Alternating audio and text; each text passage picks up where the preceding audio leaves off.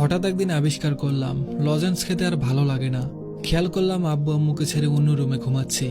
বাংলা প্রথম পত্রে আর কোনোদিন 198 তোলা গেল না। কলম দিয়ে লেখা ভুল উত্তরটা রাবার দিয়ে মোছা গেল না। দিস্তা কাগজে খাতা বানাতে ভুলে গেলাম। বিস্কিট দৌড় থেকে নিয়ে আসা হলো মোরগ লড়াইয়ের দলে। লড়াই চলতেই থাকলো। কার্টুন নেটওয়ার্ক হয়ে গেল সিএন।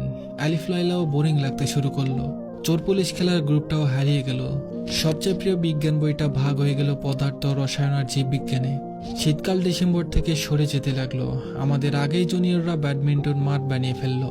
ঝড়ে আম পড়া কমে গেল নাকি কুড়ানোর ইচ্ছাটা হারিয়ে গেল সেটা বোঝার সময় হলো না।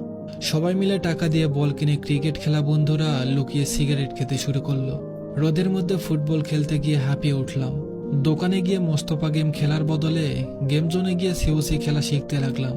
গিটার শিখতে ইচ্ছে হলো, বড় হতে ইচ্ছে হলো, ক্লাস পালাতে ইচ্ছে হলো, রাত জাগতে ইচ্ছে হলো, যেভাবে বড়রা রাত জাগে।